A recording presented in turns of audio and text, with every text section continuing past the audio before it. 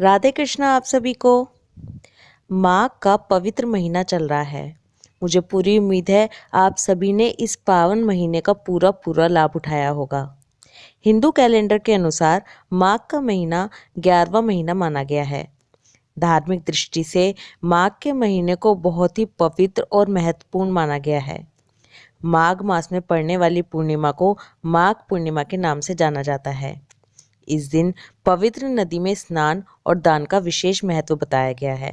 वैसे तो माघ मास में पूरा महीने ही स्नान और दान का बहुत बहुत ज़्यादा फल बताया गया है, लेकिन अगर अभी तक आपने किसी पवित्र नदी पर स्नान नहीं किया है तो कोशिश कीजिए कि पूर्णिमा वाले दिन तो आप ज़रूर ही किसी नदी पर स्नान करें। पौराणिक मान्यता है कि माघ के महीने में देवतागण खुद पृथ्वी पर आते हैं और मनुष्य का रूप धारण करके प्रयागराज में स्नान करते हैं। भगवान विष्णु स्वयं पूर्णिमा के दिन गंगा जल में निवास करते हैं। तो आप खुद सोचिए कि कितना कितना पुण्य मिलता होगा माघ पूर्णिमा पर गंगा स्नान का। बल्कि यहाँ तक कहा गया है कि इस दिन गंगा जल को स्पर्श करने से हमारे पाप कर्म नष्ट हो जाते हैं। माघ पूर्णिमा के दिन गंगा जी में स्नान करने से हमारी सभी मनोकामनाएं पूरी होती हैं और हमें मोक्ष की प्राप्ति होती है। माघ पूर्णिमा के दिन विष्णु भगवान की पूजा करनी चाहिए, गरीबों को दान देना चाहिए और पितरों का तर्पण करना चाहिए। इस दिन पितरों का काले तिल से तर्पण करना बहुत बहुत अच्छा होता है। मान्यताओं के अनुसार माघ पूर्णिमा के दिन भगवान विष्णु को तिल चढ़ाने से और तिल दान देने से हमारे सभी पाप नष्ट हो जाते हैं। माघ पूर्णिमा के दिन गीता और रामायण का पाठ करना बहुत अच्छा होता है। इससे देवी देवता प्रसन्न होते हैं, हमारी सभी मनोकामनाएं पूरी करते हैं और हमारे घर में धन धान्य की कोई कमी नहीं रहती। इस दिन भजन कीर्तन करने से भी बहुत ही अच्छे फल मिलते हैं। इस दिन गायों को चारा खिलाना चाहिए, पक्षियों के लिए बाजरा और पानी की व्यवस्था करनी चाहिए। इस बार माघ पूर्णिमा 16 फरवरी 2022 को है। पूजा और व्रत इसी दिन किया जाएगा। इसी दिन चंद्र देवता की पूजा की जाएगी। सत्यनारायण व्रत कथा जो लोग करते हैं वो भी इसी दिन किया जाएगा। पूर्णिमा पूरी तरह से इसी दिन की मानी जाएगी। जिन लोगों ने माघ मास में कोई भी नियम लिया है उसका उद्यापन भी इसी दिन किया जाएगा। अब हम जानते हैं कि इस दिन हमें कैसे क्या करना है। इस दिन सुबह जल्दी उठकर हो सके तो पूरी कोशिश करें कि आप किसी पवित्र नदी में स्नान कर सकें। अगर बिल्कुल आपके लिए पॉसिबल नहीं है तो जैसा हम हमेशा कहते हैं कि सूर्योदय से पहले उठें, पानी में गंगा जल और तिल मिलाकर स्नान करें। नहाने के बाद सूर्यदेव भगवान को जल अर्पित करें। पूरे घर में गंगा जल के छींटे लगाएं। अपने सेवित श्री विग्रह को अच्छे से पंचामृत से गंगा जल से स्नान कराएं। उनका सुंदर श्रृंगार करें। भगवान विष्णु और लक्ष्मी माता को स्नान कराएं और उनकी षोडशोपचार से पूजा करें। भगवान विष्णु की पूजा में पंचामृत केले के फल का उपयोग ज़रूर करें। अगर पॉसिबल हो तो इस दिन हवन का आयोजन करें। अगर पॉसिबल नहीं है तो आप घर में ही तिल से हवन कैसे कर सकते हैं, ये हमारे चैनल पर इसकी वीडियो है, आप वो भी देख सकते हैं और अपने आप खुद ही तिलों से घर पर हवन कर सकते हैं। माघ पूर्णिमा के दिन पीपल के वृक्ष की पूजा करना भी बहुत अच्छा होता है। सुबह के समय पीपल पर जल चढ़ाएंगे, शाम के टाइम तेल का दीपक जलाएंगे। पीपल की परिक्रमा करना भी इस दिन बहुत अच्छा होता है।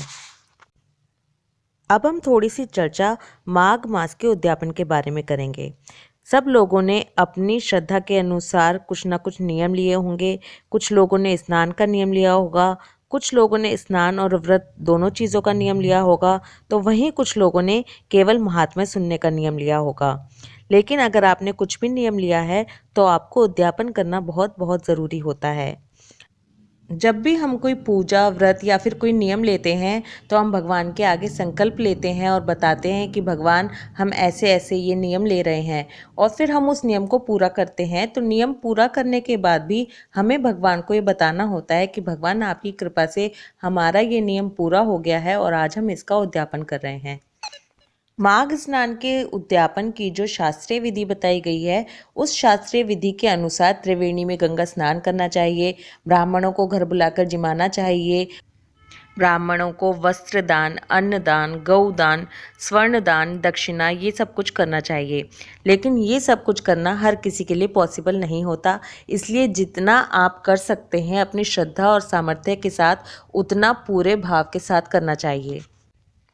जिन्होंने माघ मास में स्नान और व्रत दोनों किए हैं उनको पूरी पूरी कोशिश करनी चाहिए कि वो एक हवन का आयोजन ज़रूर करें। जिन्होंने केवल माघ में स्नान किया है वो अपने उद्यापन में ब्राह्मण ब्राह्मणी को जोड़े से जिमाएंगे, उनको वस्त्रदान, अन्नदान, दक्षिणा सहित देंगे।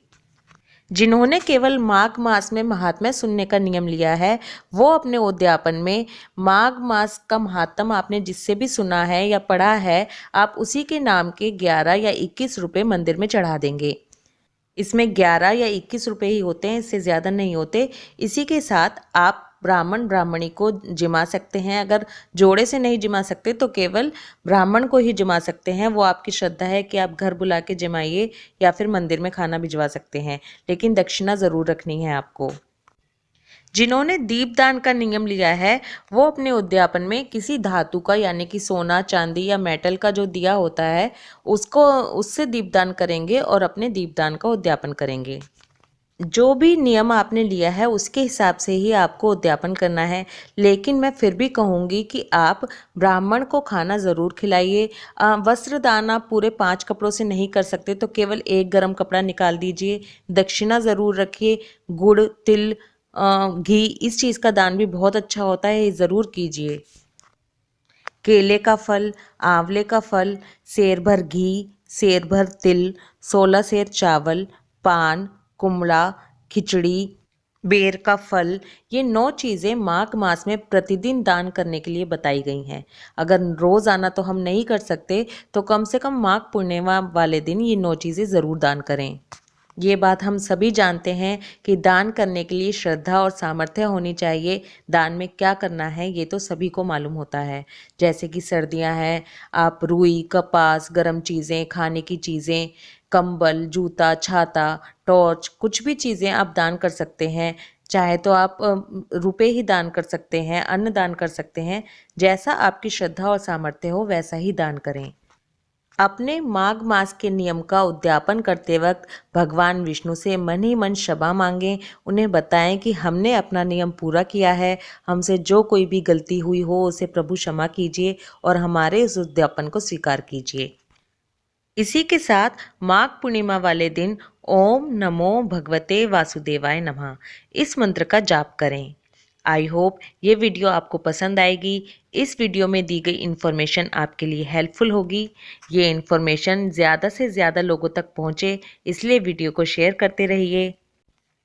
सत्यनारायण भगवान की कथा, श्रीमद् भगवत गीता के अध्याय, तिल से लड्डू कैसे बनाएं, तिल से हवन कैसे करें, सारी वीडियोस हमारे चैनल पर ऑलरेडी उपलब्ध हैं। सभी वीडियोस के लिंक नीचे डिस्क्रिप्शन में है, एक बार वो ज़रूर चेक करें। वीडियो को शेयर करते रहिए। राधे कृष्णा।